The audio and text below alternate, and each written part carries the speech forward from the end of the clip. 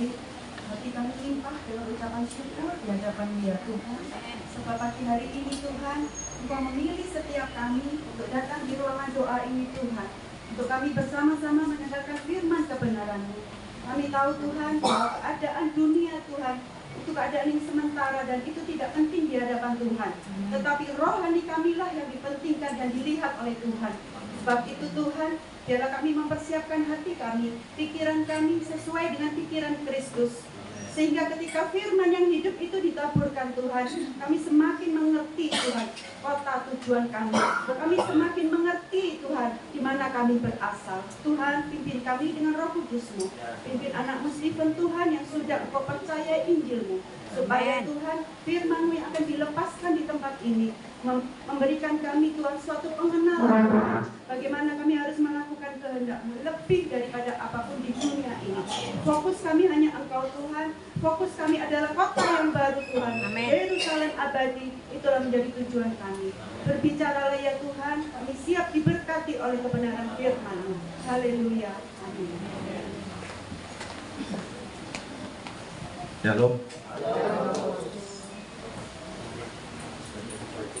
Hari ini katanya sehat-sehat semua ya.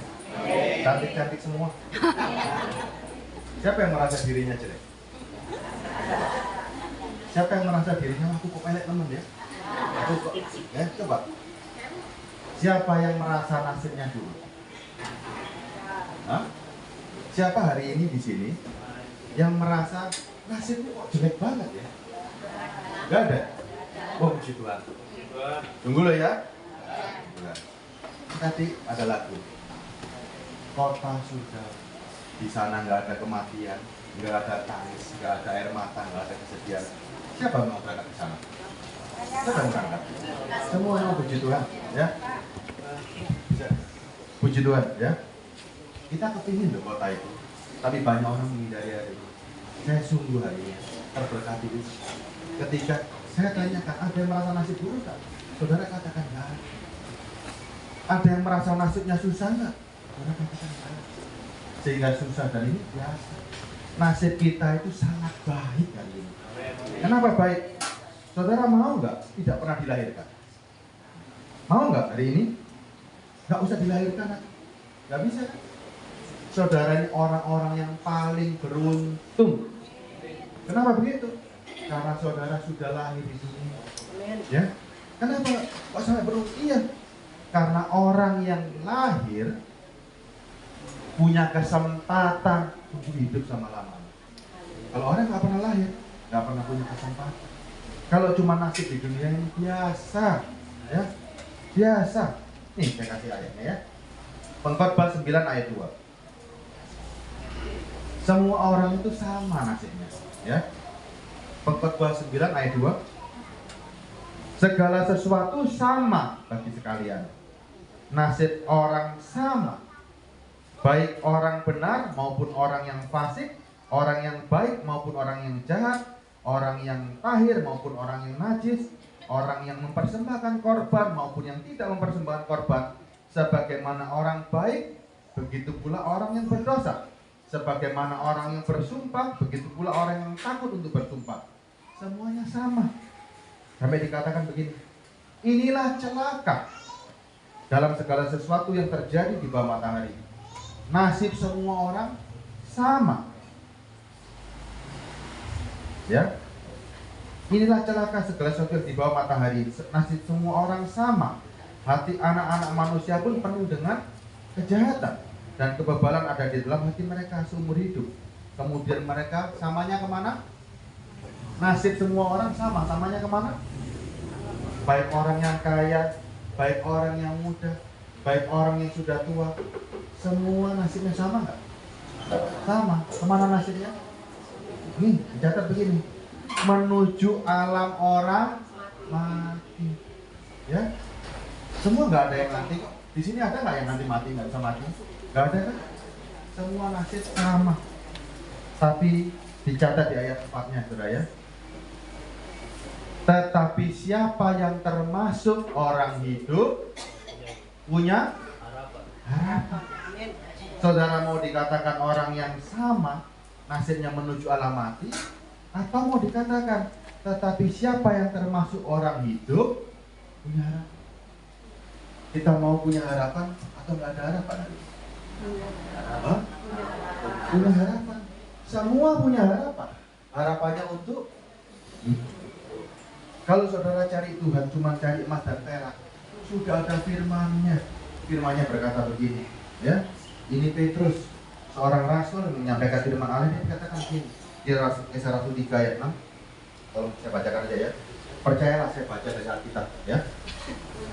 Petrus berkata begini, emas dan perak aku nggak punya, tetapi apa yang kupunyai itu yang kuberikan kepadamu. Saudara mau cari Tuhan hari ini, cari emas dan perak, semua nggak dapat kan? Coba, saudara cari Tuhan hari ini, cari emas dan perak, yang seakan-akan Tuhan maha kaya. Di dunia ini Tuhan punya segalanya. Terus saudara tanya sama Tuhan, Tuhan berikan aku emas dan perak. Petrus berhadapan dengan seorang pengemis. Pengemis pasti butuh apa coba? Orang pengemis butuh apa kira-kira? Uang. Ya kan? Gak ada orang pengemis butuh yang lain. Dia cuma butuh uang. Sewa cukup. Nek gono 1.500. Nek gono 500, 100. Tapi Petrus katakan begini, emas dan perak aku nggak punya. Petrus mewakili Tuhan Yesus nggak hari itu? Kalau saudara datang kepada Tuhan cari emas dan perak, dia katakan emas dan perak aku nggak punya. Gimana kalau seperti itu? Masih mau cari Tuhan? Masih kan? Kita semua loh hari ini sadar. Ketika dikatakan emas dan perak aku nggak duit, yang aku punya aku berikan. Petrus hari itu menawarkan apa? Demi nama Yesus orang Nazaret, itu yang aku punyai. Dan orang lumpuh itu, pengemis itu lumpuh, bangun dan berjalan, sehingga orang itu berjalan. Sama seperti keadaan kita hari ini. Kita pikir cari Tuhan cuma untuk urusan supaya dapat emas dan perak. Tuhan katakan gak ada, aku gak punya emas dan perak. Aku yang bisa kasih adalah kehidupan yang ada. Yuk, mau gak nyari Tuhan seperti itu? Atau kita bersungut-sungut? Ada loh orang bersungut-sungut, hasilnya ini ada di Bilangan 11 ayat 1. Sekali lagi biar saya baca ya. Pada suatu kali bangsa itu bersungut-sungut di hadapan Tuhan tentang nasib buruk mereka. Orang bersungut-sungut tentang nasib buruk, kira-kira gimana sungut-sungutnya? Kalau bangsa itu dicatat, ada suatu bangsa yang bersungut-sungut tentang nasib buruk mereka. Bangsa Israel dari seorang budak dikeluarkan, ya, di padang gurun. Susah mana? Jadi budak atau hidup di padang gurun? Susah mana menurut saudara? Lagi enak-enak bekerja, dapat makan 3 kali sehari, diajak sama Tuhan, dijanjikan kebebasan. Tapi ternyata diajak ke padang gurun. Gak ada makanan, gak ada kolobak, gak ada nasi goreng. Ini yang terjadi. Gimana kalau saudara hari ini dijanjikan sorga sama Tuhan, dijanjikan kehidupan, tapi saudara dibawa ke padang gurun? Nasib saudara demikian buruknya di bumi ini. Makan Senin Kamis, hidup kekurangan. Gimana kalau nasib itu seperti itu? Kalau ini saudara alami, Tuhan adil nggak sebetulnya? Adil nggak? Saudara diajak loh, dijanjikan sorga, tapi sementara dijanjikan, orang Israel dijanjikan tanah Kanaan, sementara dijanjikan diajak ke padang gurun yang harus dilewati. Mau nggak mau padang gurun harus dilewati. Waktunya cuma 40 hari. Harusnya cuma 40 hari sampai. Cepat kan? Tapi ternyata ada kejadian. Dari seorang budak dibawa ke tanah yang dijanjikan. Padahal masih berjalan dengan singkat. Hanya cuma 40 hari. Mungkin bicara hari ketiga atau hari keberapa. Bilangan sudah begini. Pada suatu kali bangsa itu bersungut-sungut di hadapan Tuhan tentang nasib buruk mereka. Dan ketika Tuhan mendengarnya, ketika saudara kemerungsung, ketika saudara bersungut-sungut, saudara pikir Tuhan senang kira-kira? Senang nggak Bu? Hah? Tapi Ibu berani nggak bersungut-sungut sama Tuhan? Ah mosok. Ah coba. Ya, saya butuh jawaban yang jujur. Kalau ibu-ibu yakin ketika ibu-ibu bersungut-sungut sama Tuhan, Kira-kira Tuhan bagaimana responnya? Apakah gini, oh nak sabar tambah dilus-lus? Kira-kira apa responnya Tuhan? Marah. Betul, saya bacakan ayatnya ya. Pada suatu kali bangsa itu bersungguh-sungguh di hadapan Tuhan tentang nasib buruk mereka. Dan ketika Tuhan mendengarnya, Tuhan ibah dengan bangsa itu. Gitu? Apa bunyinya Pak? Nah, mendengarnya bangkitlah murka. Kenapa Tuhan bisa murka? Padahal keadaan kita memang wajar. Hari itu orang Israel wajar loh. Katanya aku dijanjikan ke tanah perjanjian. Katanya aku akan memiliki tanah. Ini loh padang gurun. Tuhan, nasibku kok buruk begini? Katanya dijanjikan. Begitu saudara mulai bersungut-sungut, bukannya Tuhan sayang, tambah diuntel-untel sama Tuhan. Tambah diuntel-untel. Hasil 40 hari jadi, coba berapa kali lipat? 40 hari jadi 40 tahun. Saudara, makin bersungut-sungut, makin sorore. Cobaan. Jadi firman mengatakan, makin bersungut-sungut, Tuhan bukannya makin berbelas kasihan, makin murka. Kenapa makin murka? Karena saudara nggak percaya. Tuhan sudah janjikan, saudara nggak percaya. Dan murkanya Tuhan zaman dulu. Kemudian menyalalah api dari Tuhan di antara mereka, merajalela di tempat perkemahan. Lalu berteriaklah bangsa itu kepada Musa, Musa, berdoa kepada Tuhan, maka padamlah api itu. Sebab orang menamai tempat itu Tabera, karena telah menyala api Tuhan di antara mereka. Saudara tahu, kalau api Tuhan menyala, mati nggak orang-orang itu? Mati. Dapat janji nggak? Nggak dapat. Sudah dibebaskan di padang gurun oleh Sorone, oleh mati. Mau begitu nggak? Nggak kan? Ingat ya, sekalipun hari ini kita berhadapan dengan situasi di padang gurun, nggak ada masalah. Jangan kemerusuh, jangan bersungut-sungut. Ketika kita bersungut-sungut, berarti saudara menganggap Tuhan tidak peduli dengan diri. Padahal kalau saudara lihat ya, nasib kita itu ada di tangan siapa sih? Ya, setuju ya? Baik nasib baik maupun nasib buruk, semuanya di tangan Tuhan. Tapi Tuhan pasti punya alasan. Yesaya 45 ayat 6. Saya bacakan. Supaya orang tahu dari terbitnya matahari sampai terbenamnya bahwa tidak ada yang lain di luar aku. Akulah Tuhan dan tidak ada yang lain. Ayat 7. Yang menjadikan terang, yang menciptakan gelap, yang menjadikan nasib mujur dan menciptakan nasib malam. Akulah Tuhan yang membuat semuanya itu. Saudara pahami? Semua nasib ada di tangan Tuhan. Buat Tuhan mudah nggak untuk memperkaya saudara? Mudah kan? Buat Tuhan membuat kita kaya, membuat kita diberkati sangat mudah. Tapi Tuhan tidak akan memungkiri firman-Nya. Ingat, Tuhan itu Allah yang adil kan? Adil kan? Tuhan nggak mungkin ketika dia berfirman, firman-Nya dia bantah lagi, dia putar balik firman-Nya. Contoh, ya, Kejadian 3. Ketika manusia tidak taat kepada perintahnya, terutama ibu-ibu, ya, ibu-ibu suka nggak taat sama perintahnya Tuhan. Kenapa? Karena suka melihat sing api-api. Ya, ibu-ibu lihat buah di surga itu buahnya, ada mangga, apel, sembarang kali ada. Lo kok milih buah yang nggak boleh dimakan? Padahal bukannya buah itu nggak boleh dimakan, belum waktunya. Kalau buah itu buah yang tidak baik, dia tidak mungkin ada di surga. Buah itu baik, cuman belum waktunya, belum cukup umur, atau buahnya belum matang, harus dipangan dhisik, pahit rasanya. Apa akibatnya? Ketika Hawa makan pohon itu, apa akibatnya? Ibu-ibu kan suka rayuan kan, dirayu bangkit terus, katut. Ditawari kelambi-kelambi kredit bayar menit, katut nggak? Coba Bapak, ada ibu-ibu katutan nggak? Ditawari kelambi bayar seminggu mana? Padahal kelambinya ono, tuku nggak kira-kira? Tuku kan? Beli kan?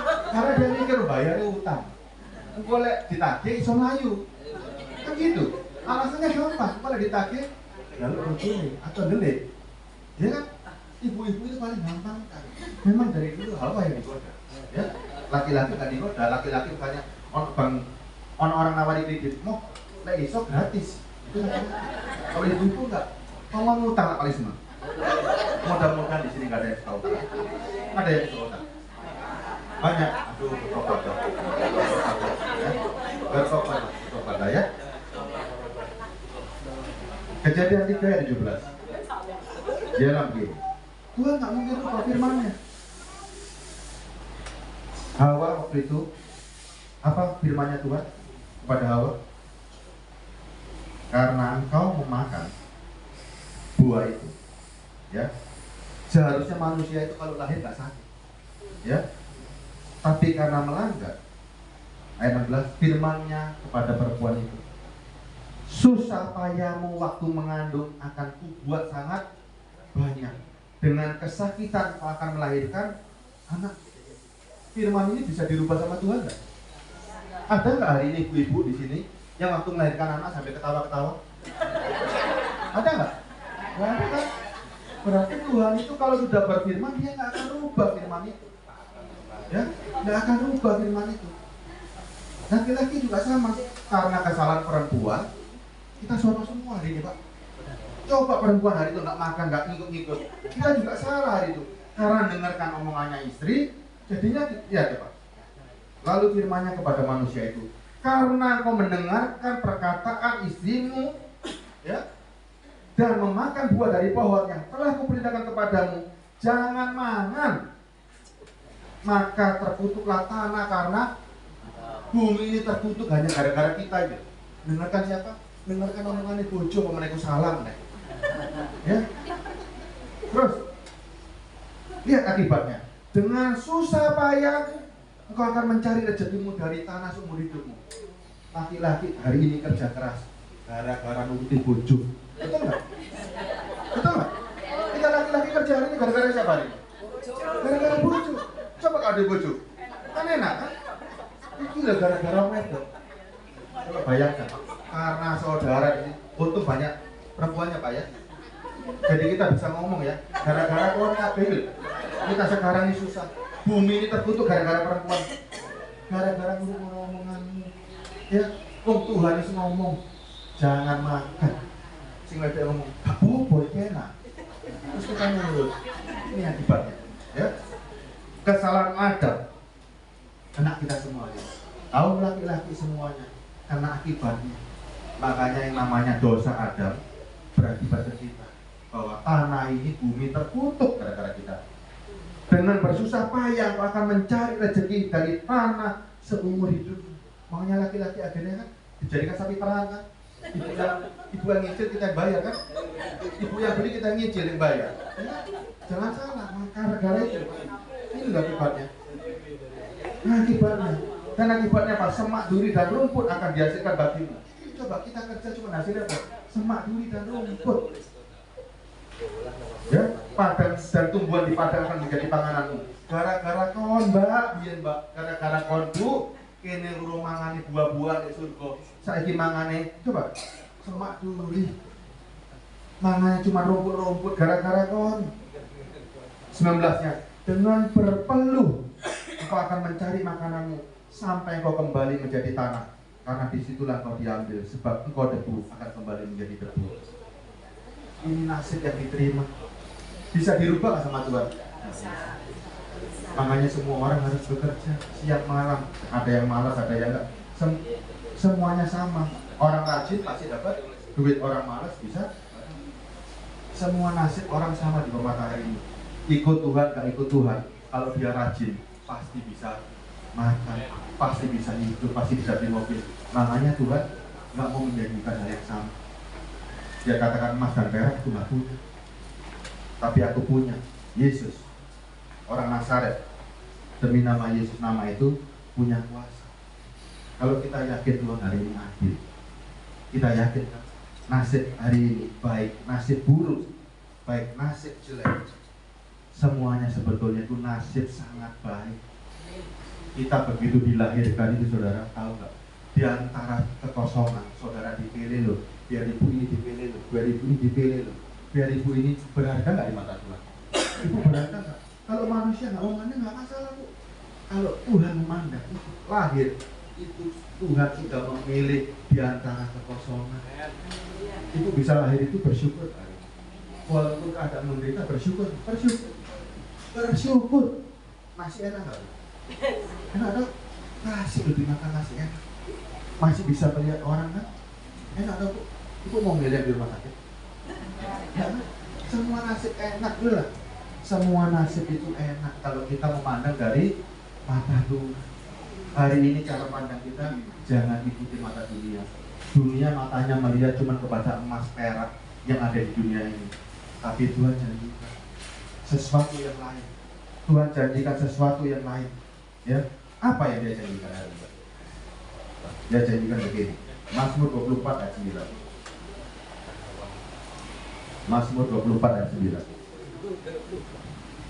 Dia janjinya cuma begini. Dialah orang yang menerima berkat dari itu dan keadilan dari Allah yang menyelamatkan. Saudara mau jadi orang seperti ini?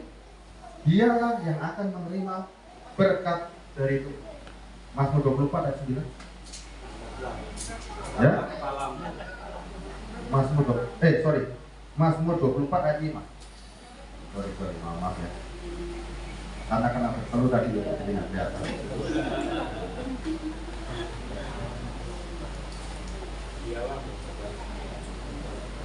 Mazmur 24 ayat 5.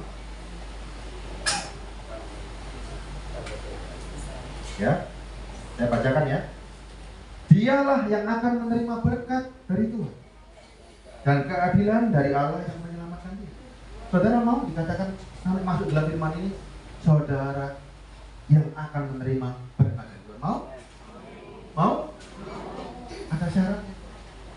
Ada syaratnya. Apa syaratnya? Ayat 4. Coba bacakan ayat 4. Bapak ini mau kan Pak? Bacakan dengan keras Pak. Kalau mau menerima berkat dari Tuhan, ada syaratnya. Ayat 4-nya. Orang yang bersih tangannya dan murni hatinya. Orang yang bersih tangannya dan murni hatinya. Coba tangannya di bawah. Tangannya di bawah dulu. Bawa apa ya? Bawa apa tangan kita? Kalau bau jasmani nggak ada masalah.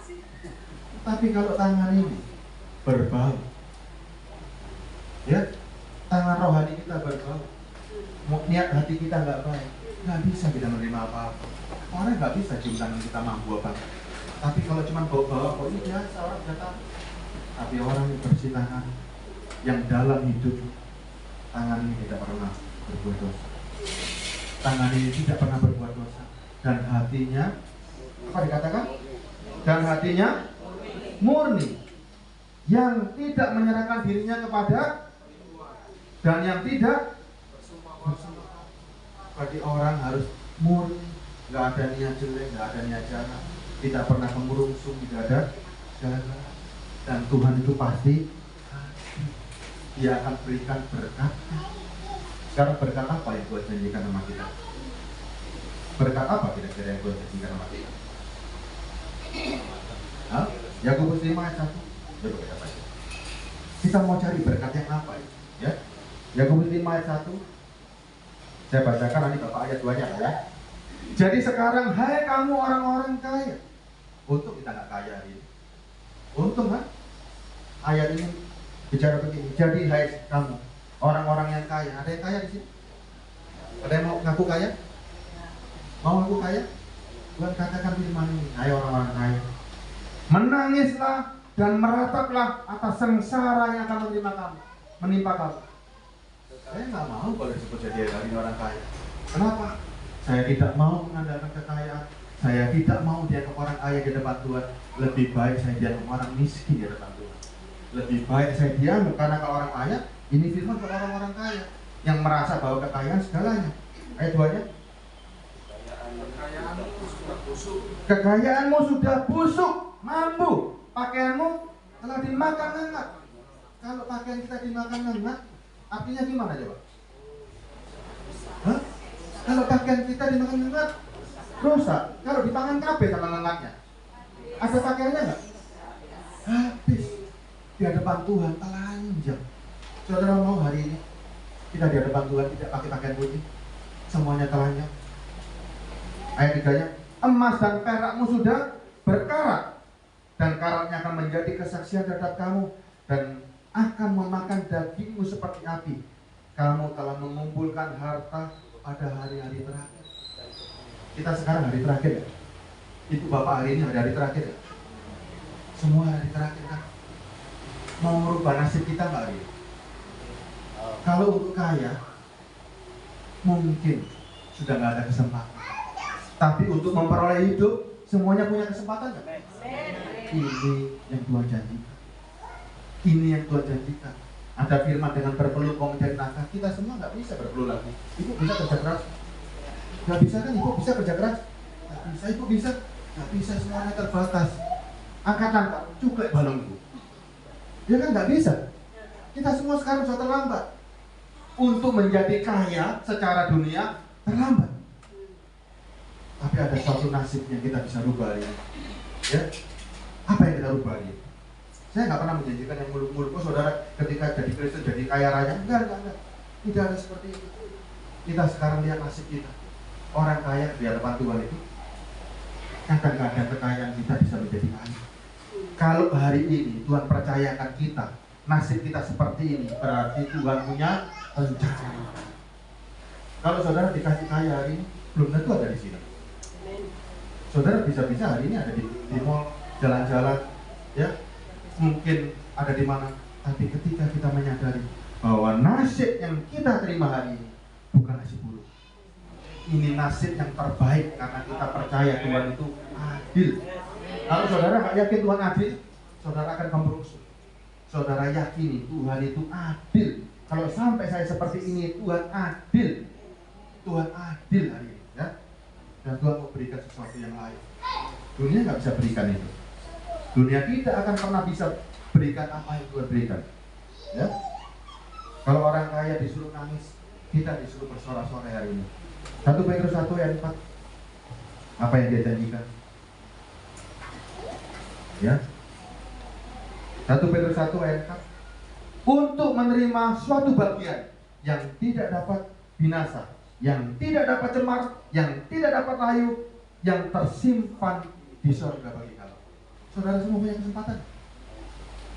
Harta yang seperti ini loh, menerima suatu bagian yang nggak bisa binasa, yang tidak dapat cemar, yang tidak dapat layu, yang tersimpan di surga. Kita di sini hidup ini hari-hari ini rasa nggak enak rasanya. Lagu tadi, di sana tidak ada air mata, di sana tidak ada kesedihan, di sana tidak ada duka cita, di sana tidak ada kemakmuran. Enak kan? Ayo kejar kota itu. Saudara harus rindu asal saudara. Kalau ada kota yang demikian enaknya di sini. Bu Eta dari Ambon, rindu pulang ke Ambon nggak Bu? Rindu kan? Pak Joni dari Tobelo, rindu pulang ke Tobelo kan? Rindu masa kecil kita. Hari ini saudara sudah dinyatakan oleh Tuhan, kota asalmu bukan dari sini, kota asalmu dari surga. Ini loh, Tuhan nggak bisa rubah firman-Nya di sini. Yang Dia mau janjikan di surga nanti, semua firman berlaku khusus untuk kita dan keadaannya berbeda. Berbeda. Kita nggak usah kerja keras lagi Pak. Kita nggak usah susah payah lagi. Yang ibu-ibu nggak usah kebangkitan lagi. Semuanya enak di sana. Cari kota itu, cari kota itu. Makanya kita hidup hari ini. Nggak apa-apa. Nasibku seperti ini tidak apa-apa. Tuhan Maha Adil. Kalau Dia berikan saya di sini supaya saya bisa merasakan nanti kota surgawi itu betul-betul pembebasan kita. Kota ini yang kita kejar dari hari ke hari itu mimpi. Kota itu kapan kita dapat? Istrinya Bapak itu yang dulu kita pernah saksikan, dia sudah meraih. Kita kalah hari ini. Yang sudah meninggal hari ini, kalau dia meninggal dalam Tuhan, kita lihat mereka telah beristirahat dari jelit malam mereka. Enak kota ini yang kita kejar, ya. Ayat 5-nya, yaitu kamu yang dipelihara dalam kekuatan Allah, karena imanmu sementara kamu menantikan keselamatan yang tersedia dinyatakan pada zaman akhir. Ya, dipelihara dalam kekuatan Allah. Nanti kita cari, Tuhan aku butuh kekuatan itu untuk aku menantikan janjimu. Beri aku kekuatan itu supaya aku sampai kepada janjimu itu. Tanpa kekuatan itu nggak sanggup aku. Ya. Nanti ayat 6-nya coba. Bergembiralah akan hal itu, sekalipun sekarang ini seketika harus berduka cita oleh berbagai-bagai pencobaan. Gak ada masalah, gak ada masalah. Bergembiralah. Maksud semuanya itu ialah ini loh, untuk membuktikan kemurnian imanmu yang jauh lebih tinggi nilainya daripada emas yang fana. Ini loh kita loh, cuma ujian tok. Saudara mau cari emas yang fana atau cari emas surgawi? Ini buktinya sekarang. Ini pembuktiannya kita. Tinggal sekian tahun kok loh. Tinggal 1 tahun, tinggal setengah bulan, tinggal 1 bulan, ada yang tinggal 10 tahun, ada yang tinggal 5 tahun. Ayo kejar ini semua, ya. Bergembira akan hal itu sekalipun sekarang ini seketika kita berduka cita oleh berbagai-bagai pencobaan. Ya harus bayar cicilan, harus bayar ini, nggak apa-apa. Atasi ini sekarang, tapi jangan mentang lagi. Atasi ini, ya. Maksud semuanya itu untuk membuktikan kemurnian imanmu, bahwa kita ini mau cari yang mana hari ini? Mau cari yang di sini atau yang di surga? Kemudian yang jauh lebih tinggi nilainya daripada emas yang fana. Emas yang fana itu emas yang dilihat. Ada yang pakai anting-anting? Ini pakai anting-anting. Jadi mau cari emas yang di anting-anting ini atau emas di surga? Coba. Emas di surga. Kita semua nggak punya emas hari ini. Emas yang di sini kita belinya terbatas. Yang bisa beli cuma orang-orang kaya kan? Kita nggak bisa beli kan? Tanya orang-orang kaya, tuku emas ya toko Tuhan, bisa nggak? Nggak bisa. Kita punya kesempatan untuk diberikan emas itu. Bayarnya gratis, bayarnya cuma tunjukkan iman hari-hari terakhir ini. Tunjukkan iman yang nggak goyang, ya? Apa ya katakannya Tuhan? Yang diuji kemurniannya dengan api, sehingga kamu memperoleh puji-pujian dan kemuliaan, kehormatan pada hari Yesus menyatakan dirinya. Kita nggak usah dipuji orang buat ini.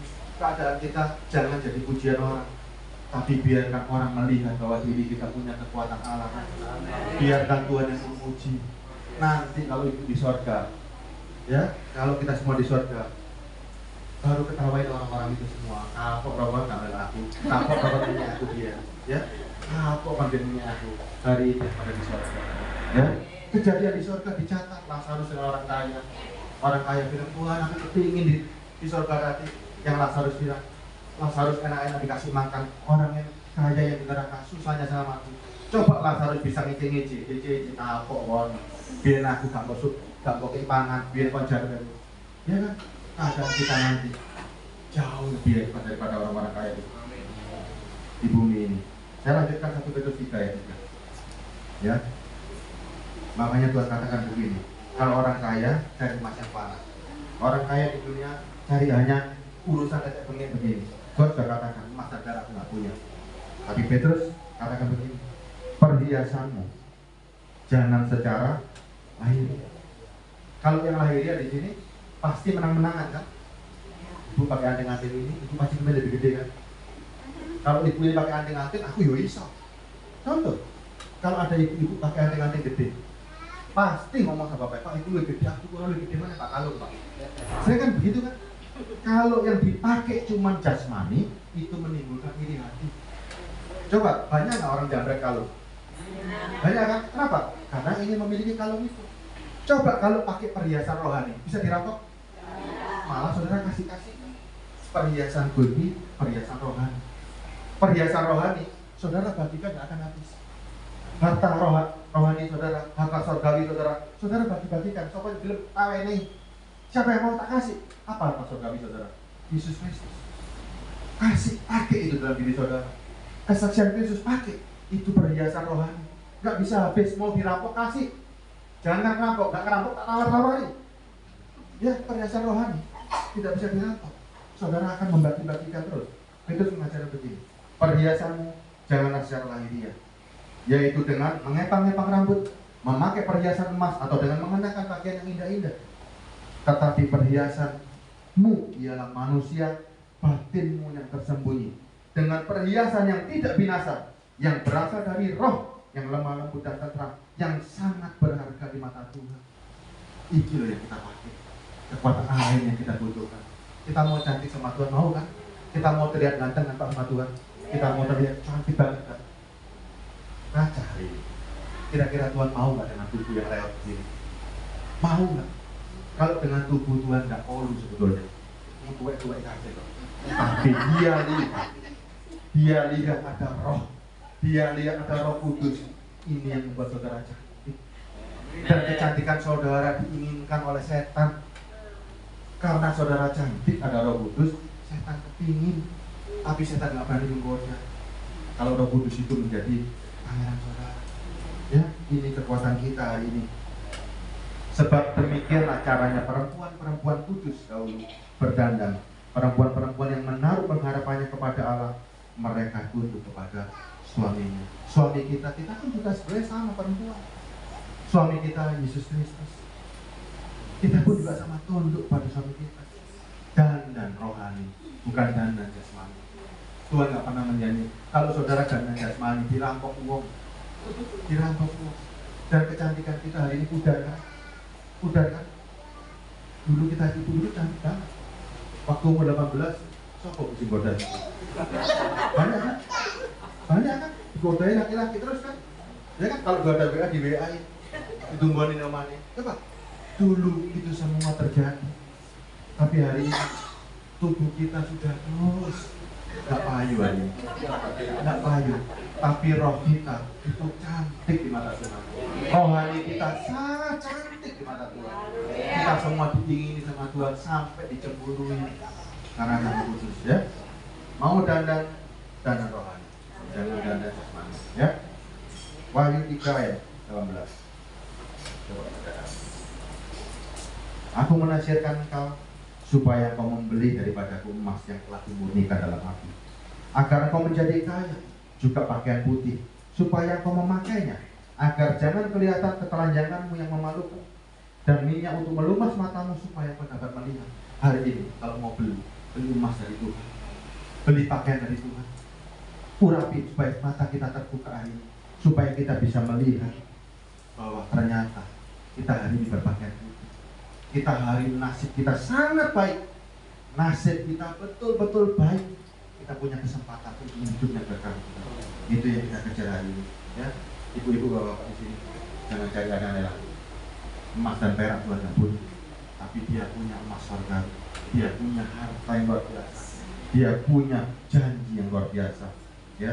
Janjinya Tuhan tidak banyak, janjinya Tuhan cuma 2. So waktu dia di sini, dia janjikan Roh Kudus, dia janjikan seorang penolong. Itulah kekuatan kita. Kita bisa hidup di dunia ini hari-hari ini tanpa Roh Kudus.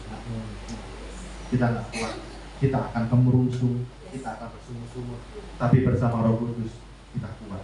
Ada nggak janjinya? Ada, saya katakan, ya. Supaya saudara yakin. Yohanes 14 ayat 15. Ayat 15 cepat kalau baca. Ada 2 janji yang Tuhan berikan hari ini. Semuanya bisa dapat.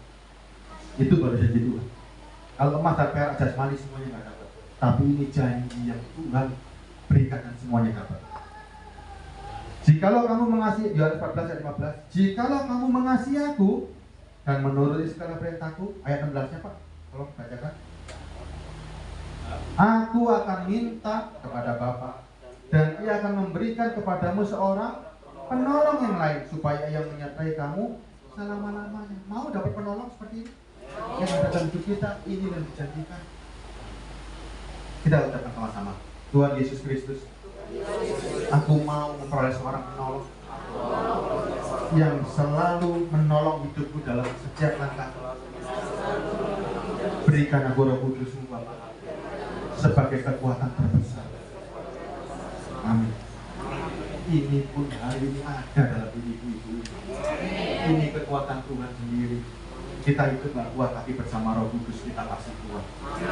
Untuk membuktikan kita punya Roh Kudus, saudara ngomong sama dunia ini, aku mau membuktikan kalau aku punya Roh Kudus. Caranya ini sih penderitaan, ini sih masalah. Hadapin sama aku. Mana itu masalah? Mana itu penderitaan? Karena aku kuat bersama Roh Kudus. Mana itu penderitaan? Kalau bisa kuning nggak bisa makan, nggak ada masalah. Aku tunjukkan pada dunia bahwa aku bersama Roh Kudus, aku kuat nggak makan seminggu. Loh, kalau saudara punya iman itu, piring bisa dimakan, batu bisa jadi makanan. Sungguh, ada yang mustahil buat Tuhan? Nggak ada yang mustahil. Sudah dibuktikan daripada guru selama 40 tahun Padang gurun nggak ada mana, dia kirim mana dari surga. Kalau dulu bisa, hari ini pun bisa. Ya, kalau saudara yakin Roh Kudus ada, saudara hari ini hidupnya akan menantang semua yang ada di dunia. Mana yang namanya penderitaan, mana yang namanya kesusahan, aku buktikan karena aku kuat bersama Roh Kudus. Itulah kekuatan Allah hari ini. Ya, Tuhan nggak rubah firman-Nya, tapi Dia berikan kekuatan untuk kita semuanya mampu untuk menunjukkan Roh Kudus tadi, untuk menunjukkan kekuatan Tuhan tadi. Saudara berani ngomong, di sini punya kesusahan, di sini punya kesedihan, hadapin aku bersama Tuhan. Ya. Yang kedua janjinya, Yohanes 14 ayat 1, ayat 1-nya.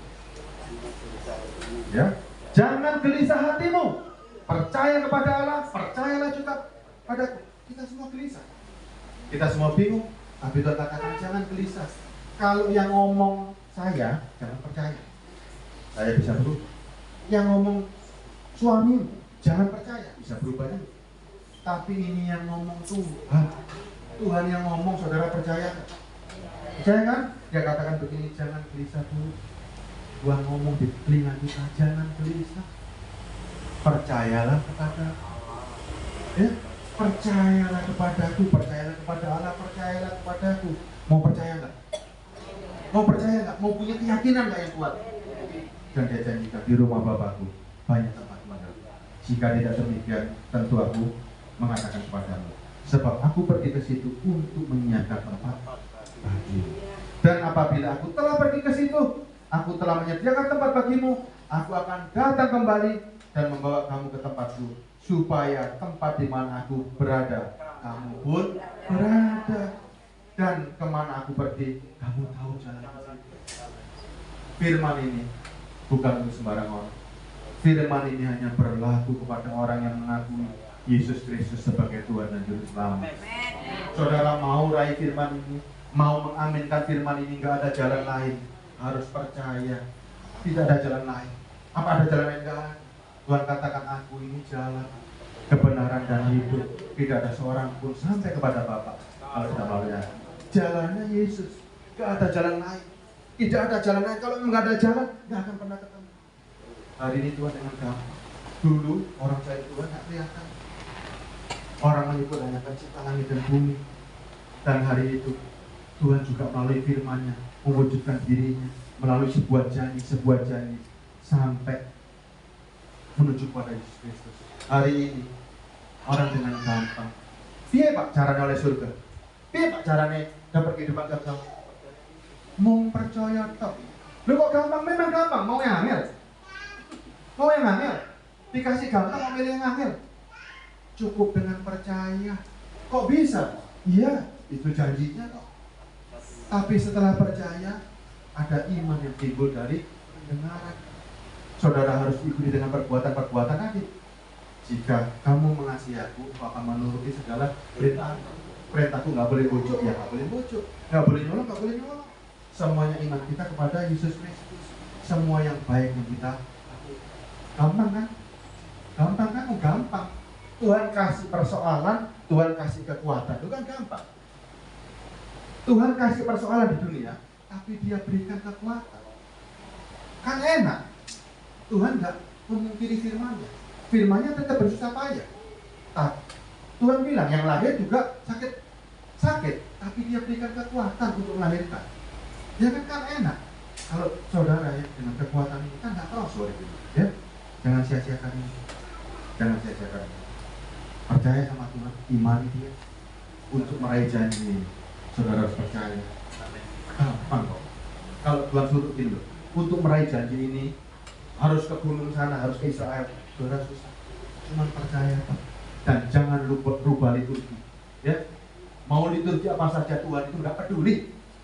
Ya, Tuhan cuma mau disembah di dalam roh dan kebenaran. Tuhan tidak mendatangkan huru-hara. Tuhan hanya mau cuma imanmu percaya kepada siapa yang kamu sembah. Ya, Tuhan tidak merubah liturgi. Orang ngambon liturginya bagaimana, orang Bali itu jangan dirubah. Kalau itu membuat pertikaian, tapi imanmu kepada Tuhan di dalam diri kita ada Roh Kudus. Ya, tunjukkan bahwa imanmu ada perubahan. Tuhan di dalam kita, di dalam roh kita berubah. Sehingga orang yang di samping mulai melihat, Oh itu apa agama? Apa toh ini? Aku percaya pada Yesus Kristus yang berubah diri. Ya, jangan rubah liturgi, tapi rubah hidupmu bersama Yesus. Ada kuasa yang berubah, ada kekuatan ekstra. Ya, apa nyanyikan lagu itu satu kali lagi ya?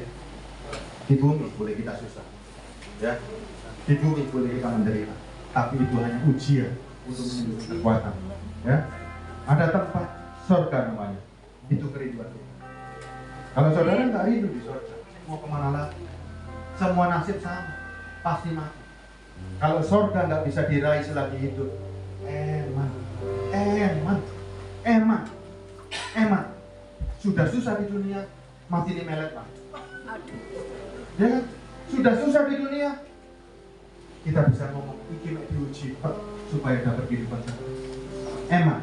Manfaatkan janji Tuhan ini, manfaatkan firman ini, ambil firman ini. Dua janjikan Roh Kudusnya, dua janji tadi itu pasti bisa diterima semua orang yang percaya. Emas dan perak saudara nggak dapat, tapi janji yang dia janjikan, kekuatan Tuhan yaitu Roh Allah dan surga itu jaminan pasti karena Tuhan yang janji. Saya nggak janji apa-apa, tapi saya meneruskan janji Tuhan. Roh Kudus, kekuatan Allah itu sendiri dan surga itu janji yang pasti. Semua orang bisa, ya.